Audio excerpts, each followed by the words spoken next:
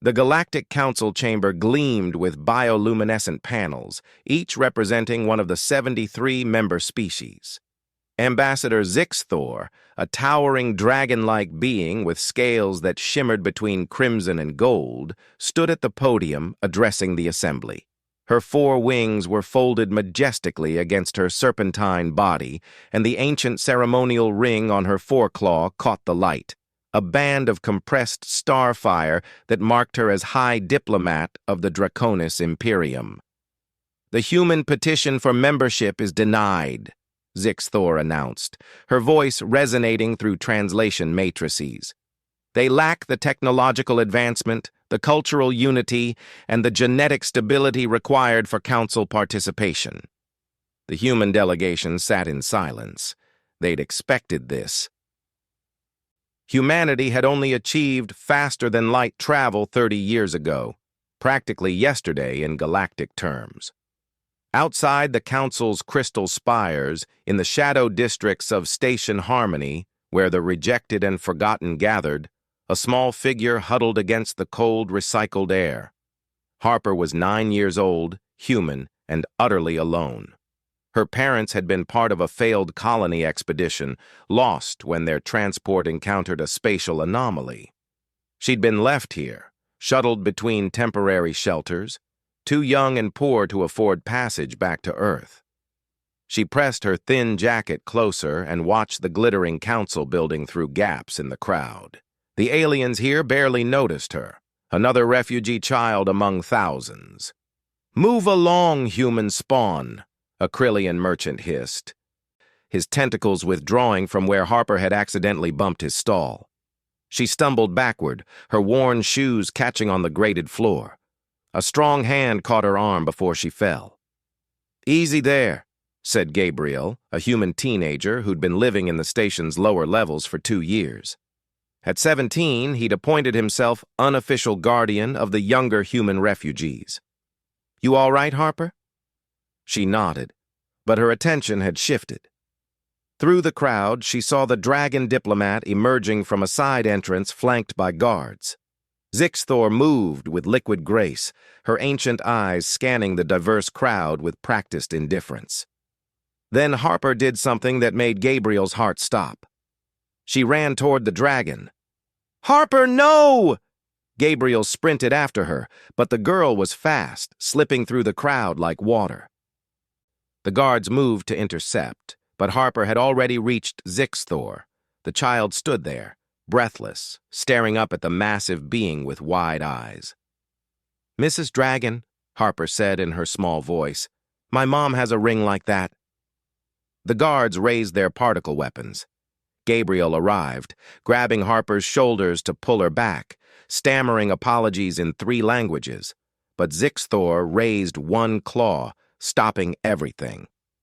The dragon diplomat lowered her massive head, bringing her enormous eye level with the small human girl. For a long moment, she simply stared.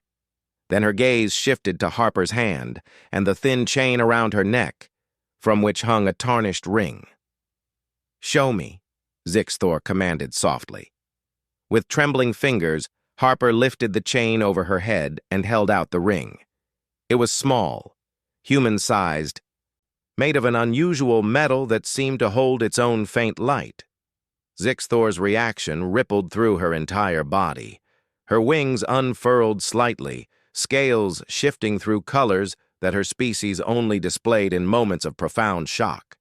She lifted the ring with surprising delicacy, holding it beside her own ceremonial band. They were identical in design, the same ancient pattern, the same compressed starfire core, despite the vast difference in size. "Impossible," Zixthor whispered, her eyes fixed on Harper. "Child, where did your mother get this?" "She said it was her mom's, and her mom's mom's, and back and back and back," Harper recited, the way children do when repeating something memorized. "She said it was really, really old." Gabriel watched in confusion as the mighty dragon ambassador sank to a sitting position. Her attention completely focused on this orphan child. "What is your lineage?" Zixthor asked. Your family name? Harper Nakamura Okonkwo Chen, the girl said. But Mom said we used to have another name, a long time ago. Before something. Zixthor's claws trembled. She activated a holographic interface, her movements urgent now. Images flickered to life, star charts, genetic sequences, historical records stretching back millennia. 12,000 years ago, Zixthor began, her voice shaking. My people sent a colony ship to a distant world. We had just begun exploring the galaxy. The ship was called the Prometheus. We'd learned the name from broadcasts we'd intercepted from a young species. The ship never arrived at its destination. It was presumed lost. But these rings... She held up both bands. These rings were given only to the colonists' leaders. They cannot be replicated. The technology has been lost even to us. Gabriel felt the pieces clicking together, his mind racing. You're saying humans are descended from your colony? He asked. Not entirely, Zixthor said, her eyes distant. The records show the colony ship carried environmental specialists, geneticists, terraformers. If they crashed on a primitive world, if they had to adapt, survive, integrate with native populations to preserve the species they found there over thousands of years, evolution and genetic drift would... She looked at Harper with something like wonder. You carry our DNA, fragmented, mixed, but present. Humans aren't just another species. You're our lost children. The news spread through the station like wildfire. Within hours, the Galactic Council reconvened in emergency session. Zixthor stood before them again, but this time she held Harper's hand. I move to reconsider the human petition, she announced. New evidence has come to light regarding their genetic heritage and their right to council membership. The chamber erupted in debate, but Zixthor's voice cut through the chaos.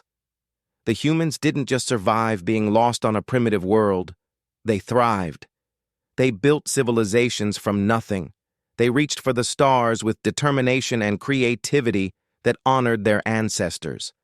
They are not lacking. They are extraordinary. 3 months later, Earth received official notice of humanity's probationary acceptance into the Galactic Council. Harper stood in the council chamber, no longer homeless, no longer forgotten. The ring hung around her neck, and beside her stood Gabriel, now appointed as youth ambassador. Zixthor smiled, a fearsome sight that Harper had learned to recognize as affection. Welcome home, the dragon said softly. Welcome home.